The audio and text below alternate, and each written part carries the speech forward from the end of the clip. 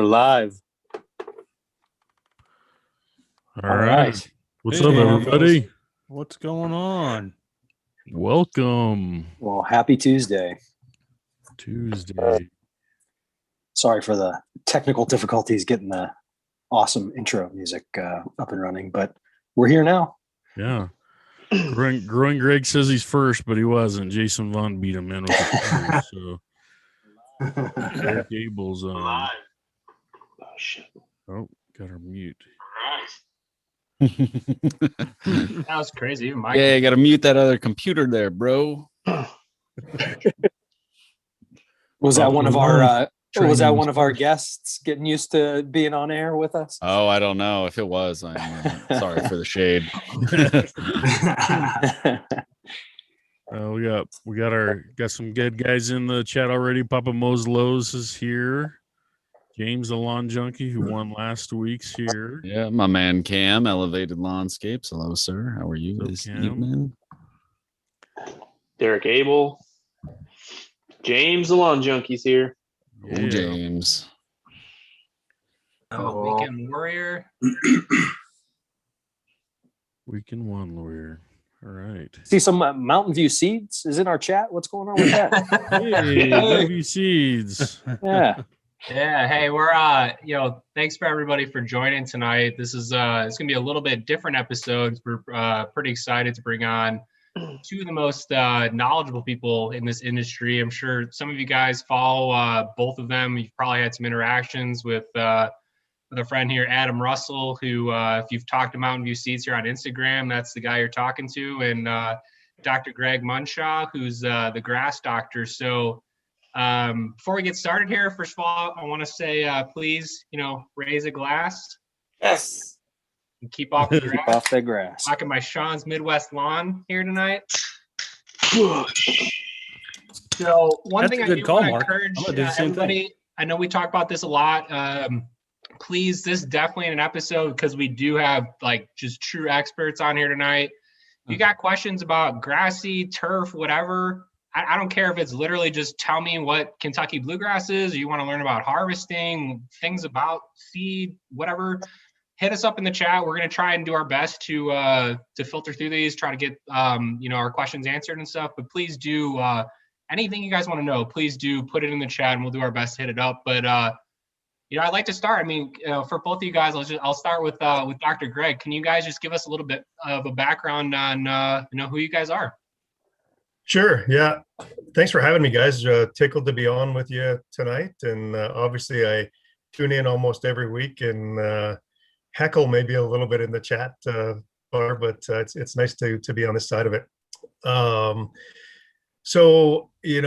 name is the grass doctor, and I'm actually a doctor. How about that? I've got a PhD in turfgrass science and have been in this industry for a long time. And up until last May, I was a professor. Worked at Mississippi State University and University of Kentucky for a bunch of years. And when this opportunity came up with Mountain View, it was just a no-brainer to move in and work with these guys. Great company, great products, great people. It just made total sense. And so I've been here since May, still learning the seed industry. And so Mr. Russell is much more knowledgeable on the ins and outs of the day-to-day dealings, but my specialty is general agronomy, and so I answer a lot of questions on how do you grow grass, or what's wrong with my grass, or what's going on with my soil test, and so those are the kind of questions I'm good at. Adam? Yeah, so I'm kind of like a really low-end Robin to Greg's Batman. So he's like 10 times as smart as I am. I'm the director of product development from Mountain View. I've been in this industry for, I guess, going on 11 years now. I've kind of done everything: lawn maintenance, sports turf maintenance, golf course construction. University of Georgia landscape architect, is my degree. And, I've been on this side, the industry side for 11 years. So I do everything from social media to, helping name our cultivars, to working with universities on research, to our sod licensing side, to, just the general sales. So I'm like the ultimate / hybrid guy. They let me get involved in everything, and that's kind of what I love to do, So very fortunate to be with a company that just lets me run and do whatever. So. Well, welcome, guys. We're excited Yeah, to have welcome. Hey, so I've been hearing some stuff floating around about some potential grass seed shortage. What's that all about? Yeah, so I guess I'll help with that. So we've got a couple of factors, at play, right? And so a lot of them are a bit unprecedented.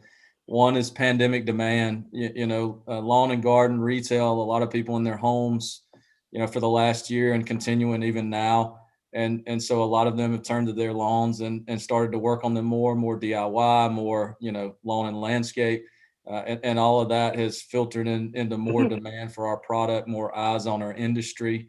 And so you take a harvest that we have, kind of a once a year type deal, where we grow a crop for the entire year, harvest it, and then we draw down a big pile. What we've got is a lot more people coming for that pile, all the species, everything that we sell as an industry, not just Mountain View. And so we've got that, layered onto harvests that we'll say haven't been ideal maybe for the last 2 years, especially on something like perennial ryegrass and quickly tall fescue, maybe becoming a problem, into the fall and out to spring 2022. So you've got that, layered on to pandemic demand, more people wanting the seed. And you've had some consolidation in our industry where you've had some companies that have been purchased or are in agreement to be purchased.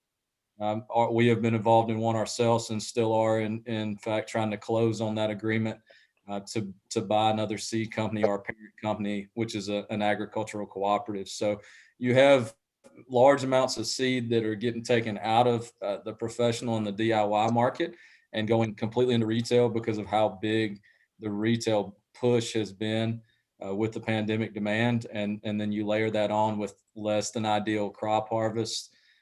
You've got a gap. So we've got to get back over that and plant more seed and, hopefully get more into the ground. And in this case, not plant too much. It's just as important as not having enough. Is we can't have piles and piles of seed because then we'll crash the price and there'll be too much. And, not a lot of people will, be able to have what they want, I guess, when they want it. So it's a delicate, dance. It's a big industry. And so we're just trying to keep up with the economics of it. But yes, perennial ryegrass, tall fescue will be short as an industry, and so getting with suppliers, people that you trust, distributors, the end users that we value, talking to those people and having an understanding of what this fall is going to be like, because it's not going to be this huge crunch, but yeah, we are going to be tight. So I think it's important to get that out in front of people and kind of let them know so they can start preparing. It's not going to be a big panic. We don't want some kind of a bank run on all our grass seed, but it's important for us to tell people that, hey, yeah, that there is a bit of a shortage. So, hey, Adam, how's the consolidation in the industry with the merger and acquisition type of activity going on? How do you see that impacting your industry moving forward here? Yeah, I mean, in some ways, I think personally, my opinion is some of it's necessary, and then some of it, has kind of been by surprise. The moves that have been made have been somewhat unprecedented in how they're working, and so that's affected our industry maybe in a negative way. So you have, the kind of the first domino to start was Barronbrook making the purchase of Jacqueline Seed Company. I think a good move by them. I think they'll do well, with having the company inside their ranks. And so you had that acquisition and then that agreement, then followed up by an agreement that's still tentative, but Scott's and so Scott's Retail, so Scott's Lawn was buying Columbia Seeds. So Columbia Seeds was a well-respected seed house and fairly large, especially on some species like perennial ryegrass.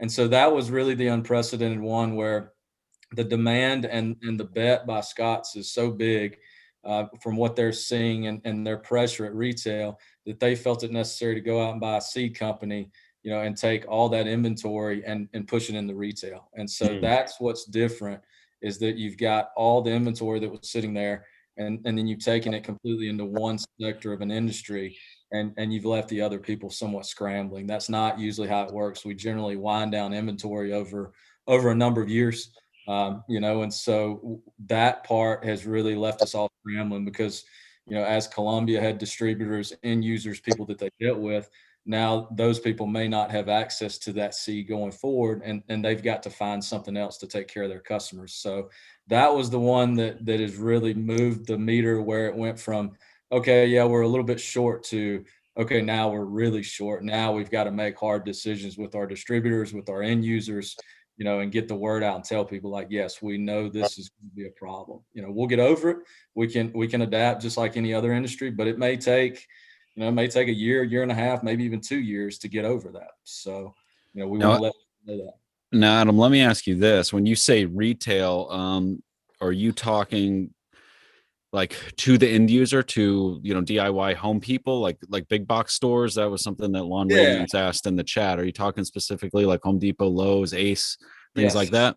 Yeah. You look at where you find Scott's, Ace Hardware, Home Depot, Lowe's type places. So yes. So instead of going to, a local wholesale distributor, a professional end user, a lot of that's international, all of that's going into U.S. domestic retail. And so, yes, so that pull over and that immediate need, that demand driving that immediate need to have that in, that's what's making this somewhat of an unprecedented push, because there's a hole there now for a certain group of people in this industry, and they've got to go find it to make sure they're taking care of everybody. So yeah, it's different. It's something that we're figuring out. The pandemic somewhat left us scrambling and figuring out how we're going to do business, and I think we've all done pretty well. But now there is a challenge. So we'll do it like we always do. Our farmers are great.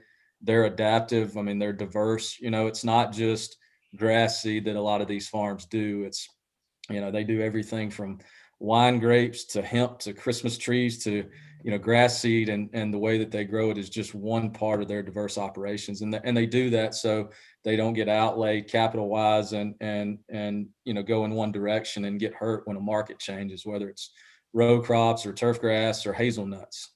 So a lot of crops are grown in the Willamette Valley, which is where the majority of your cool season grass is grown for the entire world, really. So trying to keep up with the chat a little bit here.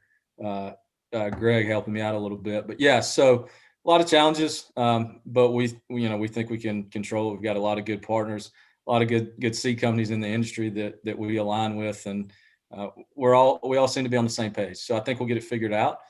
Just maybe give us a year and make sure what you need, you've got committed, and your people are taking care of you into the fall and maybe even into the spring, for what you want to do with your lawns. And how do you even go about growing grass seed that gets to us? I mean, you mentioned a little bit about, the farmers that you work with, but can you talk, what does that actually mean? Like, how do you grow grass seed? Yeah. And so, it's kind of a different turn of the dial from the way you guys grow it. I think a lot of people are surprised at the chemicals that we use. We use PGRs, out in Oregon. We use them for different reasons, right? Than maybe what you do. We're looking at seed yield. We're looking at getting a crop to stand up. A lot of people don't understand the size of what we grow when grass seed heads out and how tall it is. And then we combine it, and then we dry it in the fields, and then, we windrow it, and we take it in and we clean it, and clean all the chaff and the dirt and the dead seed. And we try to get you the cleanest, most pure, highest germinating seed we can. So we test it. Then we use outside agencies to have blue tag certified seed, and then a very tight bottleneck window. Usually in July, we're making our harvest for most of our species of cool season grass, and then we're trying to get that out to market for fall. And so always a bottleneck and always a really precise dance of millions of pounds of seed coming in, millions of pounds on order to get out, to distributors, to get out to everybody in the world. It's an amazing thing over, a month and a half, 2 months for the big rush. And, it's really neat to see everybody pull together. I mean, it's a 24-hour operation, 7 days a week in the Valley, and so there's a lot of people with their livelihoods on the line, and they seem to produce every single year. But yeah, you grow it, all year long. So as soon as it's over, as soon as the big rush is over in fall, a lot of people are turning the page and beginning to plant again, right there. Some people plant in spring, depends on the species, but there's just a continuous cycle. You're either growing or you're shipping it out. So we do it all year long, and it really is fascinating, to see how many species in such a really centralized location, small valley, comparatively speaking, and it produces this amazing output, with the millions of pounds that we do. Hey, I got a question for Dr. Greg. Speaking about grass seed and the process that goes into that, what makes the warm season grasses different? Why do you have to buy like plugs or sod? How come you can't buy like St. Aug seed or Bermuda? Well, maybe you can get Bermuda, but what's different about warm season grasses versus the cool season grasses? So good question. There's you can get some seed for warm season grasses, but not all. You can also, back in the old days anyways, for some of the cool season grasses, you could only get vegetative material. For like creeping bentgrass, people would plug or sprig putting greens. Kentucky bluegrass was sodded an awful lot, but there are seeded zoysia grasses. They just don't do very well. They're very slow to establish and get going, and so people just prefer to plug or sprig because it takes so long. There are seeded Bermuda grasses. We sell one that's pretty stinking good, but compared to a vegetative type, they're not as good. And so you'll see a lot more vegetative types of warm season grasses than seeded types, because so genetically, think about if a plant makes, if there's 1.2 million pounds of, there's 1.2 million seeds in a pound, you've got a whole bunch of genetic variation in that pound. And so just like your siblings are all different from each other, nothing's ever going to be quite the same. With the vegetatives, they're exactly the same as the parent. So whatever you're planting is exactly the same as is coming off the sod field. And if that sod field is really good and fine, your lawn is going to be fine. With the seeded types, because they're all kind of commony, bigger plants, they're not all that attractive anyways, compared to the vegetatives anyways. They just don't look as good, and that differences between the seed doesn't help there. Awesome. I knew we got at least one warm season in there, and I know he was wondering about that. He's my younger brother. He's got a I don't know what kind of grass he's got. I forget now, but it's warm season something. So yeah, there's a really good warm seasons, and a lot of times on this live cast, you guys talk about cool season grasses an awful lot, but man, there's some really pretty warm season grasses, but obviously you just can't grow them in a lot of the country. They have to be transition zone south, or with St. Augustine or centipede grass, even farther south than that. And so they don't maybe get as much love as the cool season grasses, but some really good grasses out there. And for you guys growing them in the south, you've got your challenges. There's some tough issues with diseases on St. Augustine, on Bermuda grass that you have to deal with, and but some really pretty grasses. You tell him, Doc. You tell him. Talking to your customers. You tell him, Doc. Part of our company, I think it's a good point to say, like, we're unique, right? So we always talk about cool season grass. It's the way we started. We're Mountain View Seeds. That's what we've been for 20 years. But so for us, what's unique is that our goal is ultimately to become, a name that's synonymous with great turf grass. And so what we've done as a company since 2019 is that we've started into the sod licensing side of the business. So there are universities that develop vegetative cultivars. So that's sod or sprigs only. And then we plant those directly with sod farms. We grow that over time, and then we're able to send that to you, mostly warm season. So you have your Bermudas and Zoysias and St. Augustines and, centipedes, ultra dwarf Bermuda grasses that go on putting greens. And so Mountain View is separating and moving into a subdivision we'll have a licensing side. It's called MVP, or Mountain View Performance Genetics. And so I'll have direction over that. There's a team, that's involved. Iron Cutter, on the hat, that is our Bermuda grass, is our kind of our first product.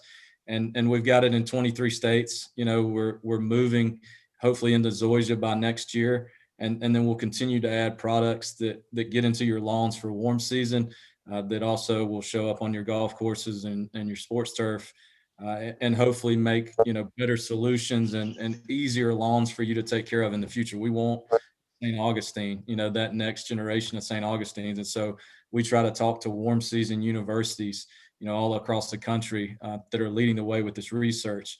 And we're observing those, the process of doing this for any cultivar, whether it's cool season or warm season, it takes a long time. I'd say the average is about 10 years from when we start looking at something to where we decide to commercialize it, and so by the time we get there, we figured out there's no flaws, fatal flaws at least, we're ready to release, and it's kind of like letting your kid out in the world. We're really proud of what we do, but we also release them because we think there are significant benefits to using it versus cultivars that have come before. There's something that we see in our research that says, yes, hey, this is better than the previous generation, whether that be cool or warm season. We want Mountain View to be on both sides of that, and so I think we're headed in that direction for both, really, so it'll be cool. That's great. 10 years. You mentioned, Mountain View partnering with like sod farms to get turf out. That's how you guys kind of do it, to get turf into like sports stadiums, right? So do you want to talk a little bit about how, what stadiums you're kind of working with and what the difference is? Actually like managing like a sports turf environment. Yeah. So real quick, Adam, let me jump in here just for a second. But there are some sod farmers that have picked up 365 Essence is the big one that's really taken off for sod producers in the north. But it's after the sod producers have seen how well the grasses have done on university testing sites. They test at their own farms to make sure that it's something that they're happy with, that they can lift it with sod, and that they're happy with the quality of the grass, and they think that it can go to these big venues, and then they move forward with it after that. So sorry to cut you off there, Adam. No, you're good. I mean, it's a really long process when you do sports turf and golf. Some of the guys that grow, the sports turf side that goes into these facilities, I mean, amazing job. I mean, the inputs and the way they carry this and the way that they're growing this, 12 to 18 months sometimes, that they're on top of this just to get it dense enough to be able to handle the wear, that sports put on it, whether it's NFL, soccer, baseball. They all have different stresses, the regional differences. Some guys ship, halfway across the country, and how's that sod going to react in Oklahoma if you cut it in New Jersey, versus Massachusetts for the same grass, so all of that has to come into account. And so I think they do the most amazing job. We're very fortunate to have certain partners, people like Tuckahoe Turf in New Jersey that has really helped our ramp up, of 365 SS, where they started looking at it and were one of the first and trialed it, and then saw a benefit, for their farms, for their operations, and saw an opportunity to make it their game day sod is the brand that they have now.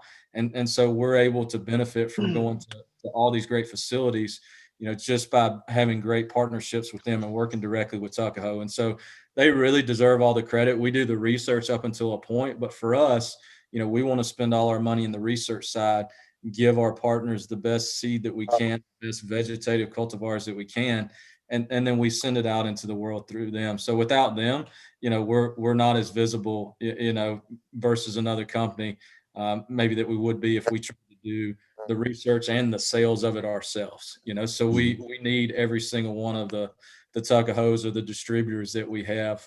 They're vitally important to our business.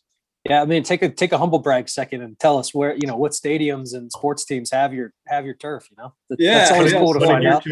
Yeah, the first two, that I always bring up are the Rose Bowl. We're very fortunate and have been the official field service of the Rose Bowl.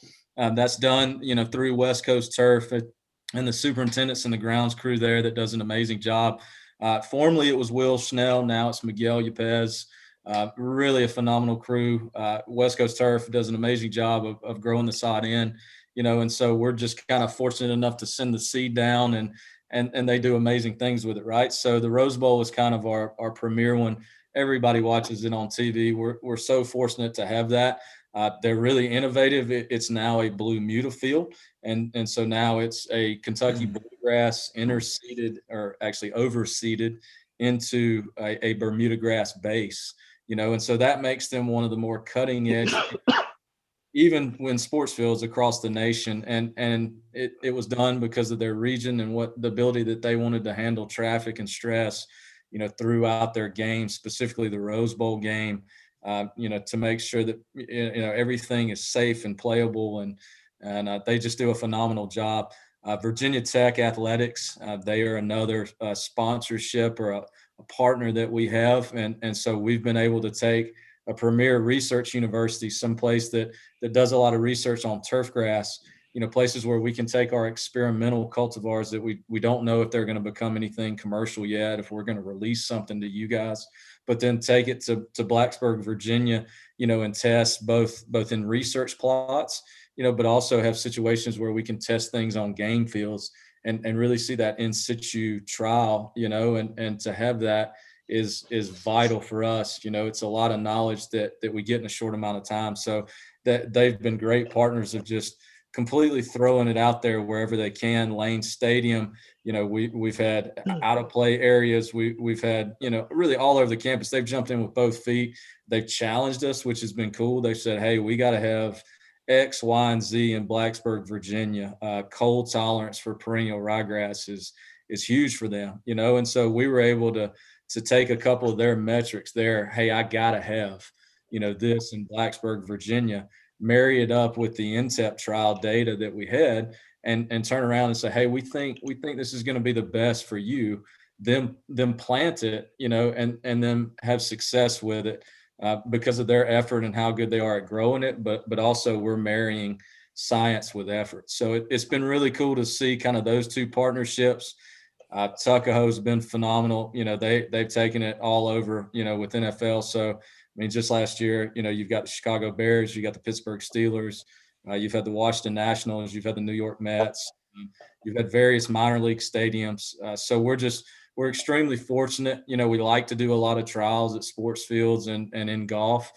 So we always try to get our grass out and prove itself, right? Like the data is one thing internally, but for us, it's getting it out to the people, so that we can see it in every location we possibly can.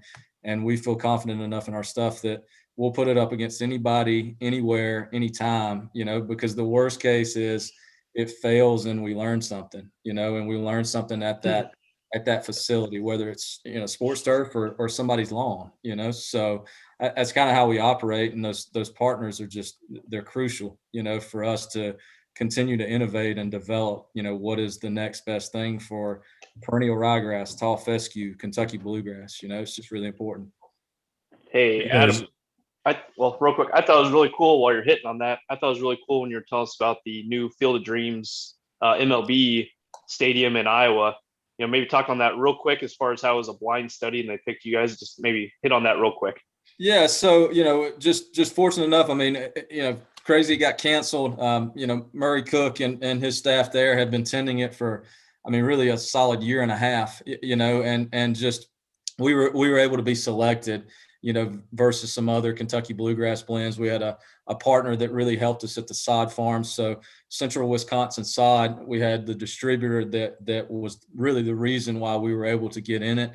That's Advanced Turf Solutions. And so you start to see these partnerships, that come to fruition. Like by the time we get to the field, there's been so much effort usually between a distributor, whether it's a rep or the upper management, the science of Greg and myself and a university, the superintendent or the turf manager that has trialed it, and so there's really so many people that have a stake in it, and so by the time you get to the point where they say, okay, I choose you, we think based on what we've seen that your material is one of the best, that we are oftentimes just kind of grateful that we're in the position, right? So all of these places, I mean, it's just fantastic that we've gotten to this point, and people that we haven't dealt with, we're looking to do more with. We try to find the people that say, hey, I've never used Mountain View seeds before. Some people have never heard of us at all, and so we want to have a positive impact on those people by either, doing trial work or testing or whatever it is. But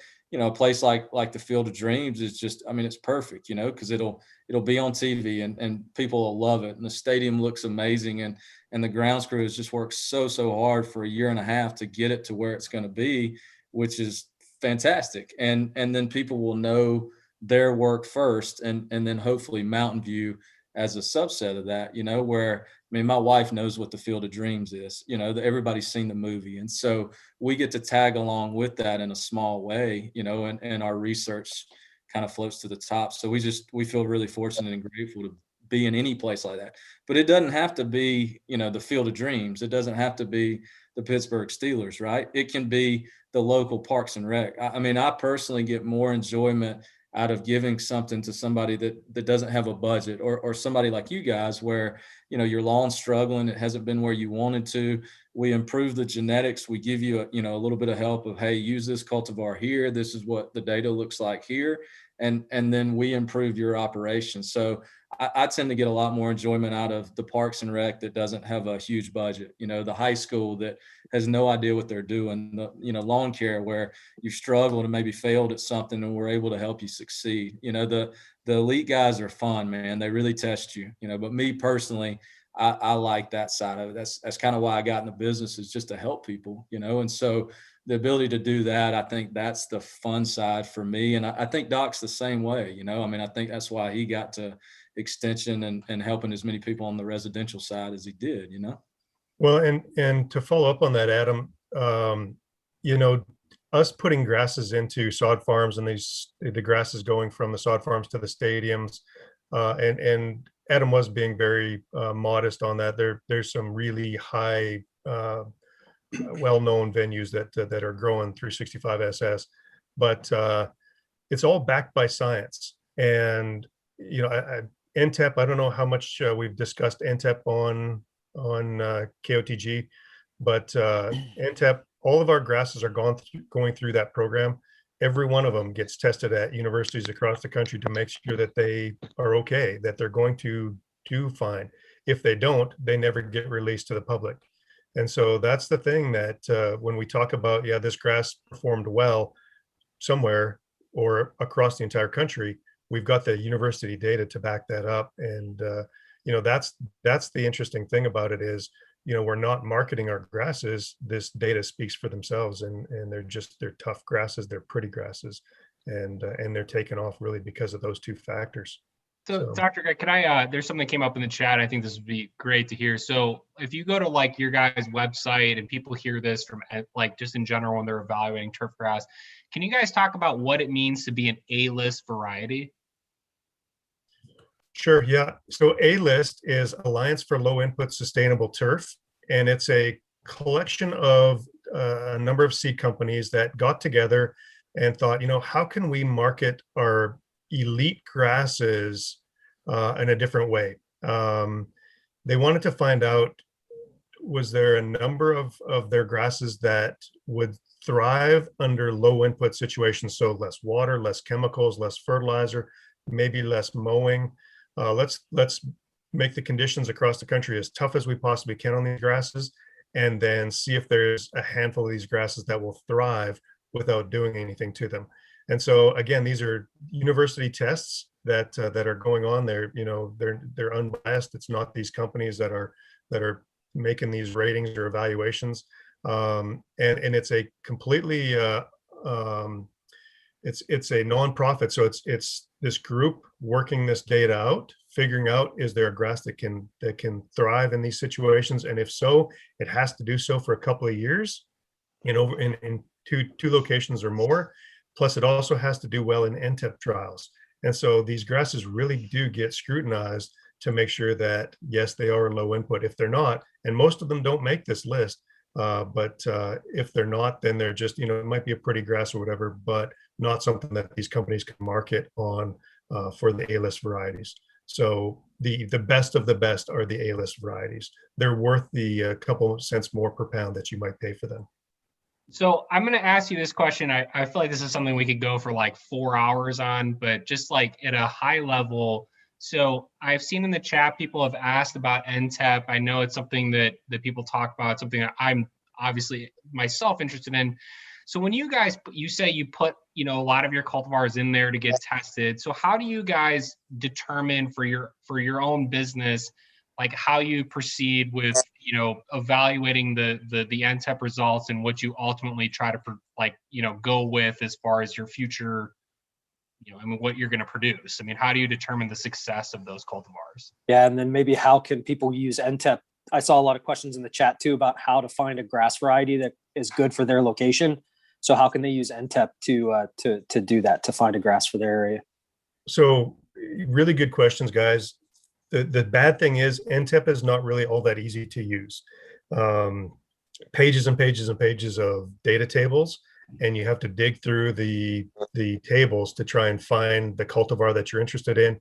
And there's a whole bunch of experimental cultivars that are included in these trials that may never get named. They may never get released to the public. And so it is still the best thing that we've got. It still gives us a whole bunch of great data on disease and how quickly they germinate and all of that stuff. If you haven't been to NTEP, I strongly recommend you go and check it out. And if it's totally Greek, hit me a DM on Instagram and I'll help work you through it. But it's really important. And you can click on your state. You can click on the states around you to see how well does this cultivar that I'm interested in do in my state or the other states that it's been tested in that are similar to mine. And so when we enter grasses into the NTEP trials, it's kind of a shotgun approach. We'll look at the grasses, our breeder that we have in-house, Peak Plant Genetics, which breeds all of our tall fescues and perennial ryegrasses, bluegrasses, etc. They will observe things on the farm that look interesting, and then they'll enter into the NTEP trials if they look interesting enough. And then they'll be tested. Obviously, if they do well, we'll keep paying attention to them. But the thing that matters more than really anything else is, does the grass produce seed? Because if it doesn't have a seed yield that the farmer can actually go out and harvest and put into bags for you all to buy, then it doesn't matter. It doesn't matter how good of a cultivar it is, how well it tested, if there's no seed available to it. And so there's a whole bunch of factors that go on and go into getting one of these cultivars released, but it has to perform really well. And so basically it's the top statistical group that really, really matters for the elite varieties. And that's a whole nother conversation with stats. But and then again, does it produce any seed yield? So really important. Yeah. It's complicated though. Yeah, it's the National Turf Grass Evaluation Program. Is that what NTEP stands for, right? Yeah, and ntep.org. So hey, I got a something question. real quick. Oh, go ahead. This is off the wall. First off, I apologize for the intro. 10 episodes, one episode didn't go smooth in the beginning. Come on. But so ryegrass is the best grass type I can plant in my lawn, in my home lawn, to have the best lawn, right? I mean, everybody's doing it. Ryegrass is the number one homeowner lawn, right? Or am I wrong? You're not going to pick a fight. Gloves coming off. That's what Zach does. He's here to stir the pot. Yeah, Zach, you bag that ryegrass? I'll take it. Yeah, go ahead. You take it. I'll say this. If you want to watch some pretty videos on YouTube that don't mean a whole lot of anything, you'll see ryegrass. I'll leave that. Go ahead, Adam. That shot's fired. Shot fired. That one they call it. Bring it. I can take it. It's tough. I mean, honestly, for us, like ryegrass is pretty. It stripes up. It's easy to grow, right? We want people to do things that are easy for their lawn. We want people to grow a beautiful lawn, but we also want people to go do something else, right? Like you guys are different from the majority of the people that we sell to because you like to do this. This is a hobby for you. But when we think about stuff, we think about it from, when we're building a cultivar and researching it, which one uses the least amount of water, chemicals, fertility, which one's going to mow, with a lesser frequency than maybe another cultivar, because we want you to have a beautiful lawn that you don't have to do anything to by planting Mountain View seeds.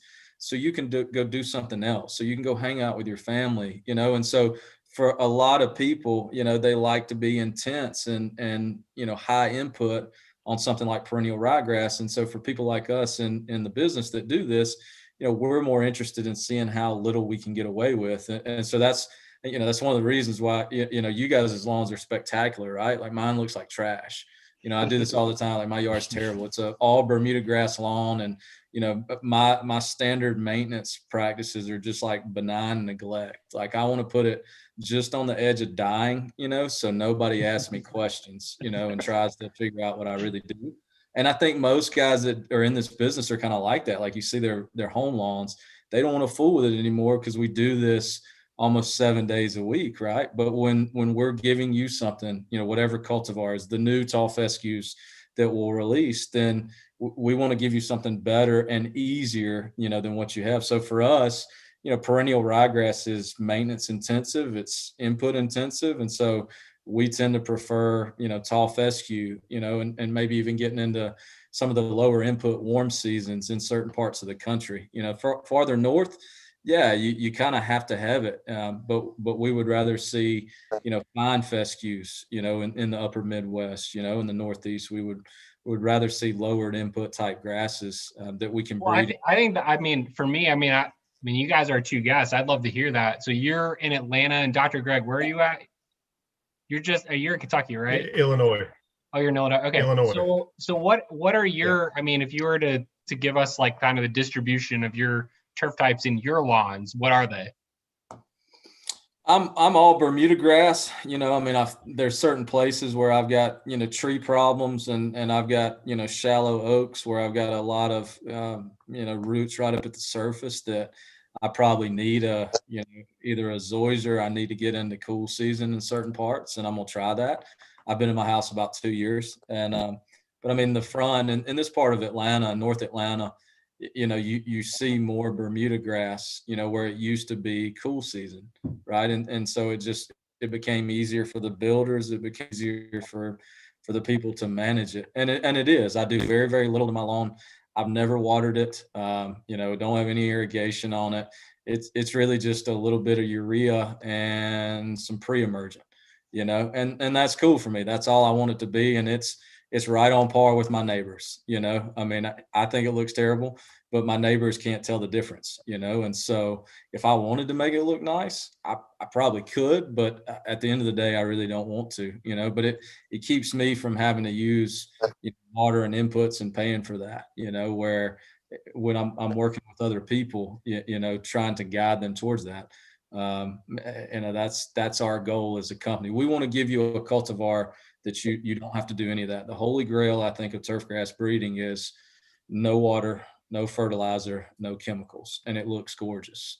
We're not there. We may never get there, but that's the goal, So that's where we want to go as a company.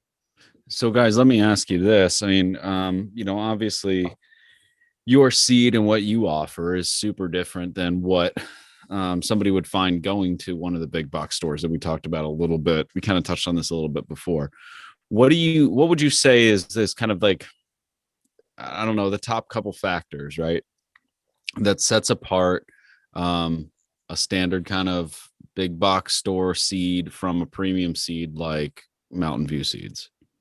So, not to beat anybody up, because there's of course different places for different grasses, obviously, and some people, just like Adam said, they don't care, right? They just want a ground cover, so whatever they plant is good enough. Most of the grass that you're going to see in the box stores, not all, but most of them, haven't been tested. You won't find them in NTEP trials. That's not every company, but a lot of them are that way. It's usually the very older varieties that are included in the big box stores. So things that maybe were tested in the 90s or early 2000s are what you often find. And so my issue with either untested or old varieties is that as you go along, as Adam just said, we're striving for better and better grasses. And as we go through every one of these testing cycles, the grasses continuously get better. Somebody asked in the live chat a little while ago, what's our favorite tall fescues? And Adam threw out Raptor 3. And I agree with him. Raptor 3 is a great grass that finished right at the top of the previous NTEP trial that ended a couple of years ago. So because it ended at the top of that trial, it got included as a standard in the current trial that's going on right now against all the new genetic material that's out there. It's now dropped from I think it was 0.1 from the top variety in the last trial. It's now dropped down like 21 spaces. There are a whole bunch of experimentals that are better than it because of these breeding programs. And so by using old genetics or things that were never tested, it's cheap seed typically. That's just, it's not going to hold up as well during tough environmental times, and never going to look as good as the professional grade seed. Not to say that it's horrible, but it's just, it is what it is. So speaking of Raptor 3, and I think Adam mentioned, potentially up to 10 years to bring a new cultivar to market. I just got to ask, with some of these names like Avenger and Raptor and Slugger and Fastball, these are some pretty awesome names. What goes into naming these products? How do you guys come up with these fire names? Blackstone, Black Cat. I mean, these are some pretty cool names. I know I work in pharmacy, so there's a whole science behind the naming of drugs, but I'm sure it sounds like you guys have a lot more fun coming up with names. And I haven't heard of Mountain View seed until recently, but I certainly, heard some of these names, Titanium and Screamer. I mean, these are all names that you'll see on some of these premium seed bags mixed in there. What goes into that for you guys when it comes to naming something you're going to bring to market? Yeah, I mean, it's part of my role as director of product development. It's something I'd never done until I got with Mountain View. And so it's fascinating, right? The way I tell people, it's like naming a racehorse, so if you name a thoroughbred and you log that name, no one else can have it, much the same as the medical industry with a chemical, or a drug. And so, there's a database with United States Department of Agriculture where we come up with all these names and then we run them through the database. And usually it's a perennial ryegrass from like 1960 that nobody's ever heard of that will kick you out and just kill your names. But I mean, we'll come up with list upon list of these names that we want to have. But what we're searching for is something that is aggressive, but memorable, and something that if we hit on something that the industry tells us is good, a firecracker, a titanium, these ones that we've had family names almost 10 years now, we're on third and fourth generations of those parent lines in the research. We want to continue that so people have the security of buying that. So even if we come out with a new firecracker, so let's say in the fall we're going to come out with firecracker GLS, versus what we have now, which is firecracker SLS. And so those end, initials, acronym mean something. In this case, the G is for gray leaf spot tolerance. And the LS is for lateral spread. But we want to continue that firecracker name because there's so many people that said, okay, well, it's a new one. As long as it's in that firecracker family, we trust that because I've used that before. And so we want to do that with all our names and make them memorable. We introduce new names, Stealth, that will be a new family name that'll come in for a tall fescue. And so, yeah, we want to catch people's attention with that. It's an aggressive name. It's a stealth bomber for the logo. And so we had to trial that out and throw that out to the USDA and say, is this available? And they come back and say, yes, you can have this name, and so then we log that and then nobody else can have it. So yeah, the Blackstones, the Legends, the Blue Notes, any of our species, when we go to name them, we have to do something different, but we want things like perennial ryegrass, if you notice, are all baseball terms, so there's grand slam and slugger and home run and fastball, and slider. And so we like to stick to that so people get used to that. And hopefully, even if they don't know Mountain View, they're like, hey, what's the company with the baseball terms? That's really good ryegrass. A lot of people function that way. So we want to do that in our naming, right? And so that's kind of what we go for. We want to tell a story. We hope there's a story behind it, and we want to continue the breeding side. But yeah, it is a dance to name it. There's been so many good names that I thought we had something, and they end up going on the trash heap because somebody else had it and nobody's ever heard of it, but it can't be yours if somebody else has got it, you know? So it's a pretty fascinating process, honestly. Now, I heard something else too. I heard you guys might have brought something to give away to our viewers tonight. Yeah. Giveaway. All right, so we're gonna spin the wheel. So I actually got two. Let's see if it'll bring up here. So we got the official gray hat. Oh, that's the hat right there. So we got it's becoming the hat. But we got the reflective gray trucker. Adam sent me one. Am I the only one that so, doesn't have an MVS hat now? and so that's become the big hot item. But then the one that I've got on is also kind of reflective. It's an eye cutter. It's a little trucker, a little silver trucker on the side, and yeah, we're gonna give that one away too. So that's our vegetated Bermuda grass. So the sod Bermuda grass, the sprig Bermuda grass that we're slowly getting out across the country, that you guys can put in your lawn. Anybody that's got a Bermuda grass lawn. All right. So for everybody in the chat, so to do this giveaway, we need everybody who wants to be entered to type in MVS in the chat. So I will take down names and we'll do a will a little bit later on. So type that in and we'll get you on the wheel of names. Now, guys, I got a question as well, and this came up in the chat. I forget who asked it. It might have been Tony Caber, but the blends. So I mean, Adam, I had spoken to you, on Instagram about getting some seed from you guys, and you had pointed me in the direction of a local distributor here in New Jersey. So is kind of how you guys always are doing business, right? You have a distributor, and then that distributor would be responsible to selling to the general public. And secondarily, is that distributor the person who's making the blends of, say in my case, a turf type tall fescue? Yeah, so it can be done both ways. For the majority, we make the blend or the mixture in Oregon, and then we send to the distributor, and then they and their sales teams are responsible for getting it out to the general public, whether it's golf, sports, turf, residential, commercial, landscape.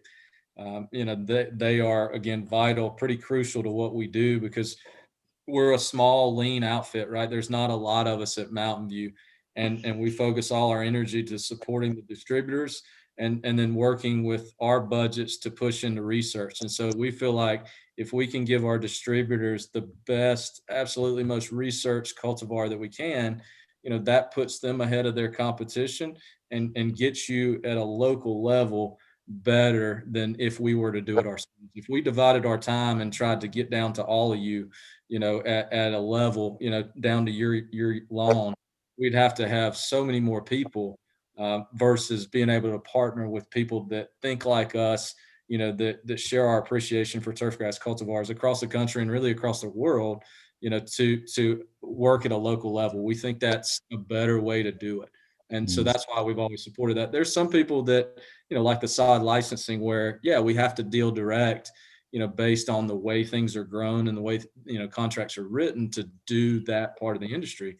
But for grass seed, we are distributor focused, and that's really how we've built the company. So, we're always going to defer to them and their expertise and try to help move our stuff through them, no matter where it is. So for anybody that's, watching that wants to get into something like a premium seed with you guys, is there a section of your website where they can go look up a distributor, or should they just reach out to you directly on Instagram? We've never really put that on our website because, whoever floats to the top, it's like cultivars and picking your favorite child, right? Like there's multiple people with overlaps in certain areas, right? And we don't want to tell you, hey, so-and-so is the best place to get something, unless we feel confident that there's no overlap. So a lot of times we're giving people 2 and 3 and 4 options to say, hey, these are people that we trust. These are people that are authorized MVS distributors, and we feel confident in their stock, even if it's not exact. A lot of people will come to us and say, I want these 3 cultivars. I want 34% of this. I want, and we'll say, hey, that's good. We may have that, but check with this local distributor. And even if we don't, as long as they have groupings of what we think are elite names, look for these and you'll be good. These work well in your areas. And then if somebody wants to get down into the weeds that deep, then we have certain online partners like Seed Superstore, where you can really, really dial in and get a straight cultivar, a single cultivar. You can do it at the distributor level. Some guys have their own blenders. So we'll send straight varieties over and they can either sell them or blend them together and make whatever they want, or maybe even whatever you want. So, it really, it goes across the whole spectrum. But the main thing for us is, pushing it across to somebody else that has the support and the sales staff to be able to handle it. Cause we don't, there's maybe, for us, there's probably, 10 to 15 employees, that you would say were the core Mountain View employees, besides the workers on our level that are blending and the farmers that we have. So we're a lean operation. So we really do need that, Question. regular grass seed, blue tag, possible gold tag. Ooh, yeah. Gold tag or sod quality seed is just a higher standard of germination, purity, and the strength of the seed test, right? And so it goes to a level that is 10 times, let's say, what the industry standard would be for distributors or standard lawn and garden, right? So the sod farms, made a level where they said, hey, I've got to have something that's above and beyond. I've got to make absolutely sure that I don't have any weed seed, any other crop, because it's statistical testing. So when we go in and test and send things off to the state of Oregon and Oregon State for them to certify or for them to, to come back with a seed test, there are certain guidelines that we have to follow, but we're only sampling a small amount of seed. And so what we call a lot of seed, LOT, is a 55,000 pound unit of a specific cultivar. So out of 55,000 pounds, we may only be taking most, 100 grams at the most extreme out of that lot. And we're testing that, but that 100 grams is much, much higher and statistically much stronger to understand that you don't have wheat seed or other crop seed in versus, let's say, an industry standard 5 gram or 10 gram, depending on the species. So it's just a higher power. You pay more for it because it costs us more. And so for a lot of people, it's not necessary.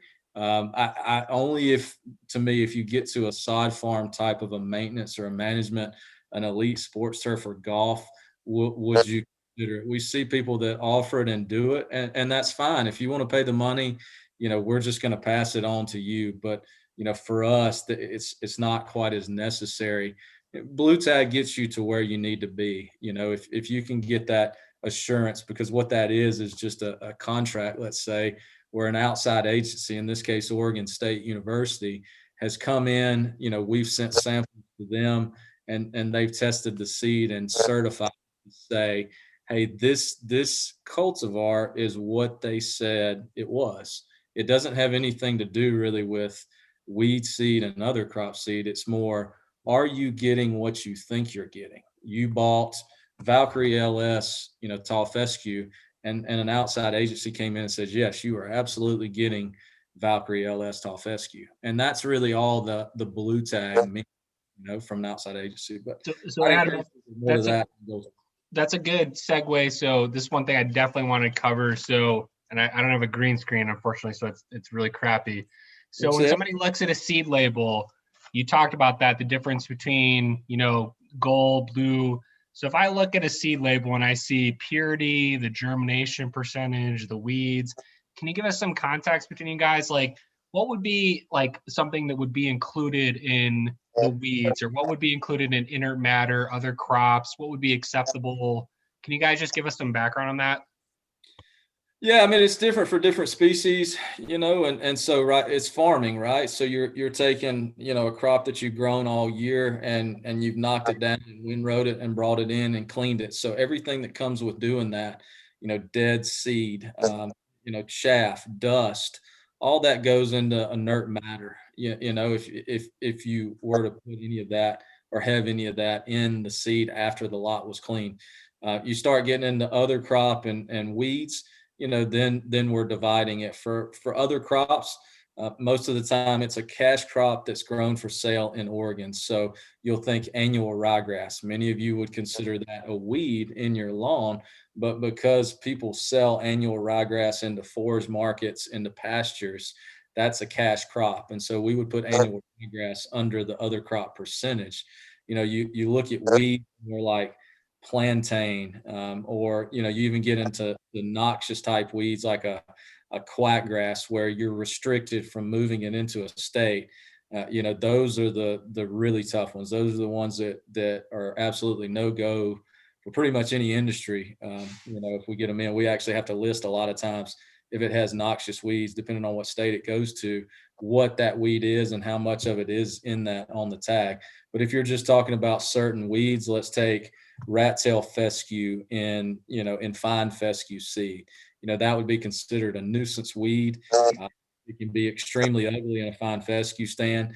It's very common in the practice of farming to get rat tail fescue, and it only looks extremely ugly if you get it at higher heights, right? So there are certain species where distributors are looking for certain weeds to be out, and so they'll tell us no Poa annua, no Poa trivialis, no rat tail, and we try to do the best job we can with it. When seed gets tight, sometimes we have to go to these people, these distributors, and say, hey, we got to give you X. This is the best we can do to get your seed blended.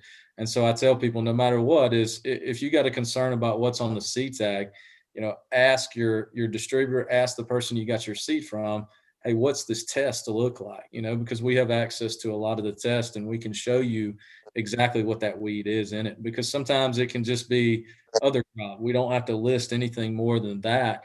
And so sometimes other crop can be easily fixable, like annual ryegrass and tall fescue, but sometimes it would be problematic, like Poa trivialis, which is used and sold for overseeding on warm season putting greens and golf courses.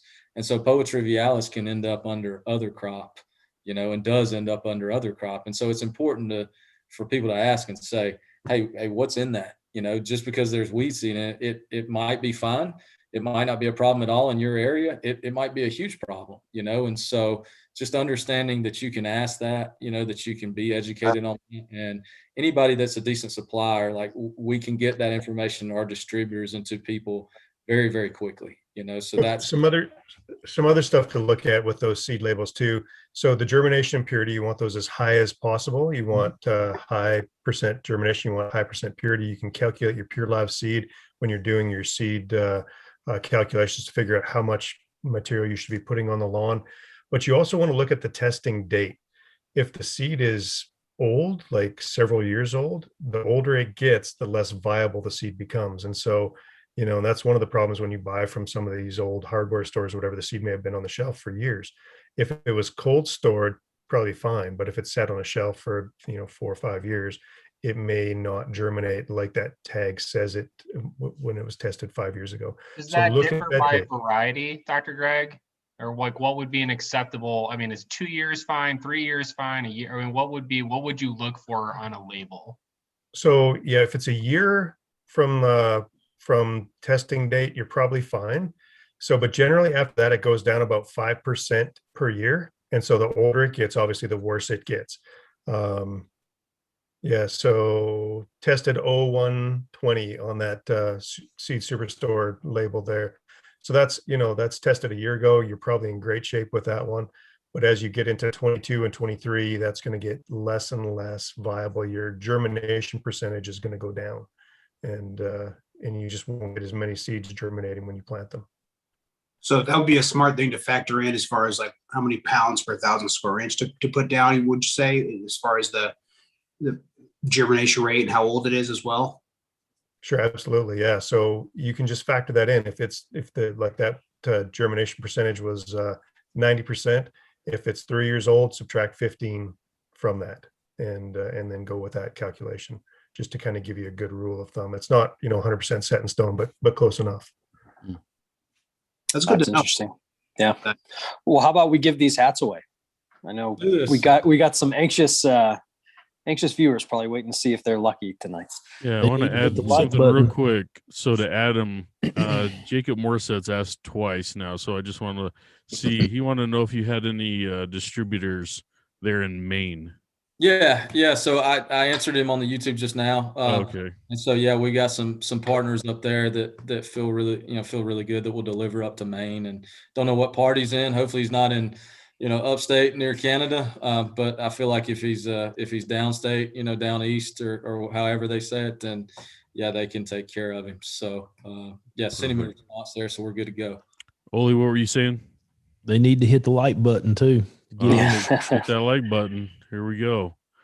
All right, so I'm going to share my screen. I guess what we'll do is I have everybody in one wheel, and then we'll spin it twice. All right, so we had a lot of people interested in this. So here's my screen. All right. So I mean, they do have some of the best hats. I mean, like genuinely, I wear these all the time. They do look pretty awesome. I'm really stumping for a merch store. I would really like a merch store for us where we can make this easy for you guys. Yeah, I'd like to be able to buy some of those too. I haven't got any. Yeah, I'd like to get my hands on those hats too. Put my name in there, Brian. Yeah. All right. So so as you can see, we got the wheel. We got you got Lawntism. I guess it's just Lawntism. They got nothing to win at all. Well done. That's rigged. Rigged. All right. You hit the like button or you're not winning. Hit it twice, right? Hit it twice. All right. No, actually, shout out to Mountain View Seeds. This was our most popular giveaway in here. So we had 27 names. That's awesome. For this. So what I'm going to do is we're going to shuffle and I'll spin it. We want to do that reflective MVS one first, and then whoever wins, I'll take out their name and we can do the iron cutter one after that. How's that? Yeah, shuffle it 3 times. MVS. Go ahead. All right, shuffle 3 times. Here we go. 1, M, 2, V, 3. S. All right, full screen. Here we go. So for the reflective MVS hat.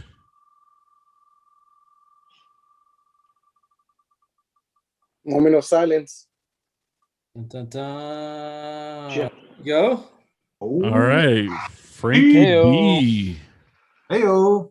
So do they need to contact you guys, Adam, or? Yeah. They can just, they can reach out to us, DM us on Instagram, or, I guess we can shoot out my email or whatever. Okay. We'll find a way. Instagram probably be the quickest and easiest. If you're not friends with us there, friend us there, and just send us a DM and we'll get you what you need. Awesome. So Frankie B, look him up on Instagram.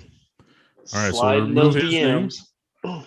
All right. This one's for the iron cutter hat. Here we go. Do this. We need to play a little music. Mm-hmm. Ooh. There you Hey, Growing with Greg.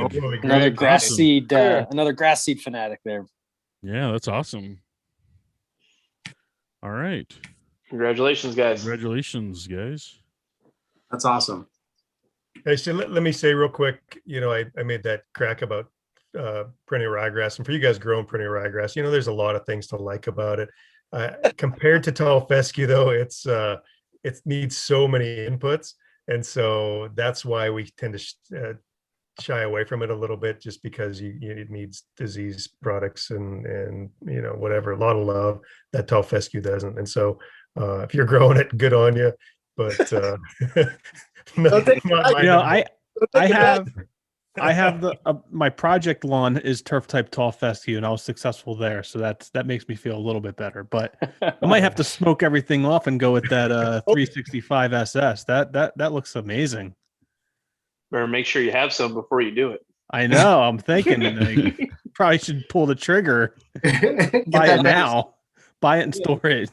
It's easy. It's an easy sell, right? Because there's very few times you can have the same surface on your lawn as the Rose Bowl, or about 5 different elite stadiums. So it kind of does just sell itself at this point. Where it's like, if you want the same thing, you can do that. So it's kind of neat, depending on what area you are, that it can work. It can work for a lot of people. So. And Adam and Greg, there's a couple people want to know where they can buy Mountain View Sea hats. You guys have a store for that? Yeah. So we're working on it. We've done it really piecemeal. All we ask people at this point is, buy our grass seed from somewhere and then just get in touch with us, DM us, and we'll send you a hat, right? It's pretty easy at this point. Until we get a merchandise store, we're going to do it as simple as that, so pretty easy process. And we've had a lot of people take advantage of that, and we want to keep going with it. So we like people wearing our stuff, and, who knows what we'll bring on next as soon as we sell out of this stuff. But, stuff like the gray hat and the blue hat you got on, I mean, we want to keep it going. People have really responded to this, maybe more than anything we've ever done since I've been here, going on 4 years now. So it's been cool to see. We really appreciate all the love from all you guys on everything, but wearing the merch and doing all this, it's just cool for us to see. Yeah, well, we appreciate the way you guys support the lawn care community. We're just a bunch of crazy people that take care of our lawns and put pictures and videos up on the internet. So, we really appreciate the support you guys give. So thank you. Yeah, absolutely. Yeah, John. Do you guys think with online, Instagram, everybody doing everything, all these DIY guys like we are, making a hobby out of it? Have you guys seen a pretty positive impact in the response from everybody online and participating in your guys's, Instagrams and everything? What's your guys's, how do you guys feel that's going for you as a company and your ability to sell seed and kind of get your name out there? Yeah, I mean, it's certainly more visible, right? It's been great. We like the feedback. We like talking down to the level that you guys are, right? You're doing really high level stuff, but it's at the most basic, residential lawn, right? So we like that. It's just really cool to do, right? And so, anybody where we can have a big impact, I mean, that's the way we want to go as a company. So it's cool to hear from all you guys. I mean, you can feel the enthusiasm. A lot of times it's business from our side, right? So this is the cool side to be able to jump on here and to try to help you guys more. I mean, you're just curious about grass and how you do things. So, I mean, there's nobody that we would rather help. And it's been neat that in the course of doing that, yeah, we've also gotten our name out and gotten more exposure. And I think more people know us than 6 months ago or a year ago. So that's never a bad thing. We just want to keep going with that. You know what I mean? So hopefully it won't stop, and we'll keep getting bigger and bigger, but stay that flexible, cool grass seed company that'll still answer your DMs and your questions and still have time for all you guys. Right. I mean, I think that's really important for us. So the season's just starting and get big. It is. The season's just getting. My wife and coworkers appreciate the Keep Off the Grass group because it keeps me from talking to them about grass all day. So community to get all your questions and shoot the shit with. My wife thinks it's the weirdest thing, man. So it is cool to be able to come in and she's like, why do you guys care this much about grass? So it is fun to have that side where you can turn this off every now and again, but we talk about this stuff forever. So it's cool to be on here with you guys. I'm sure Greg feels the same way, right, Greg? Yeah, for sure. And it's, I don't have any sales responsibility with my job whatsoever. I do research and give a lot of presentations, but I talk to guys like you. And so, I don't know if he's on tonight or not, but the turf nerd, if I had a nickel for every DM that he sent me about his soil test this week, I'd be, I've had maybe 50 cents, but yeah, but I like that. I was an extension at the university and I want to help you guys. And so to me, this is just part of giving back and trying to make sure you guys are doing right. And I talk a lot about, hey, back off your chemicals and these funny products that you put on. And, that's what I want to do with my lawn is grow it with as least amount of inputs as I possibly can. Just a pre-emerge in the spring and a little bit of fertilizer, but I want to get my message out that you can have a healthy lawn without a whole bunch of stuff on it. But for you, those of you guys that are into that, that's okay too. As long as you're not going crazy with way extra fertilizer and stuff like that, it's all good. Have fun, play with your lawn, do what you want to do. Yep. Yeah. And just blow it off the sidewalks, right? Please, dude. Now you've done it. Now you fit Greg's soapbox. I had to do it. Yeah. I like seed in the spring. do, and I'm a huge fan of you. For the audience watching, where can we find you? What do you know, YouTube, etc., Instagram? Yeah, we've got, I mean, Twitter, Facebook, Instagram. We've got a YouTube channel that we should do more with, but you'll see, you know, a number of videos and some more in-depth stuff. I mean, we want to do more long form, you know, like YouTube is good for. So yeah, I mean, you know, we hope in the summertime, you know, we can do some more stuff like, you know, if we get to have our field days in Oregon, you know, this is an event where all the distributors come out and they get to see what's new or what we're working on, or, you know, breakthroughs or whatever it is that we're geeking out on, you know, and get to see how seed is made. You know, we wanted to show people that last year in the pandemic. So you go to our YouTube channel, you can see, I mean, you know, 10-minute videos, 15-minute videos of how seed gets from the field, you know, from the research plots, you know, through the seed cleaners to you guys. So it pulls the, you know, pulls the shades back on what it is we do. Cause a lot of people just, they think it just shows up at their doorstep, you know, and there's at least a year's worth of effort from farmers and us and just the whole industry in a little small portion of the world that takes care of all that. So we want to shine a light on that. And once people see it, they're like, God, I had no idea this is the coolest thing ever, you know? So yeah, we want to do more of that. Just keep talking to you guys, man. It's really neat. Warm season, you know, folks like yourself, cool season people across the country. We want to be able to do it both. And we think we do that well, you know, and it's continuing to diversify and get better. So we're fortunate to have this platform, and we want to do right by you guys and just keep making good stuff. Keep making good stuff. Part of that too, Adam, is the Grass Doctor YouTube channel that all it's about is, you know, DIY how-to stuff. And I try to break it down as simple as I possibly can for the homeowners. Because there's so many out there that don't have a clue.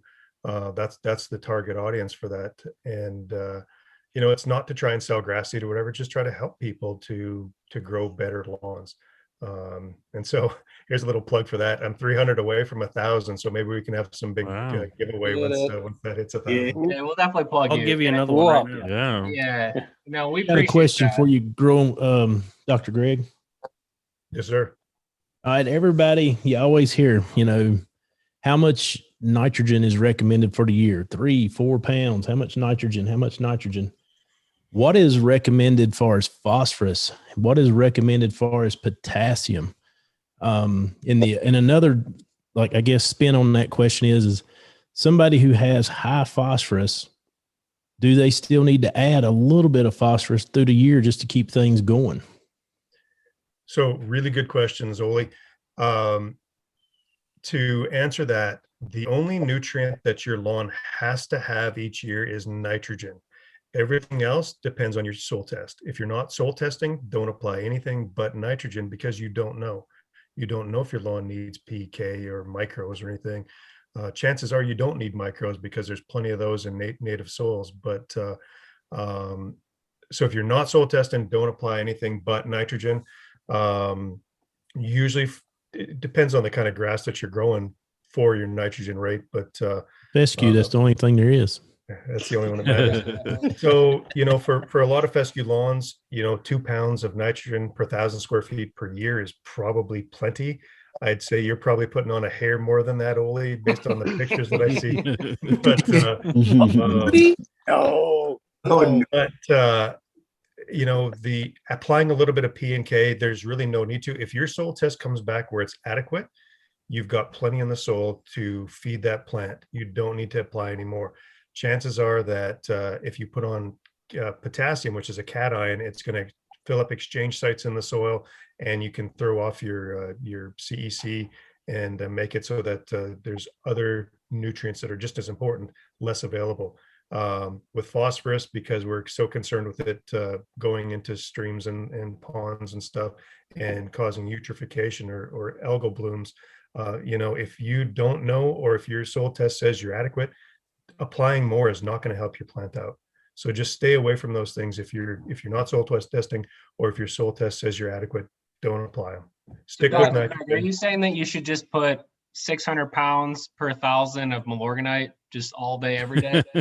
Yes. Lower down. Come on. Don't start it with the Milorganite, bro. I'm just kidding. I'm just kidding.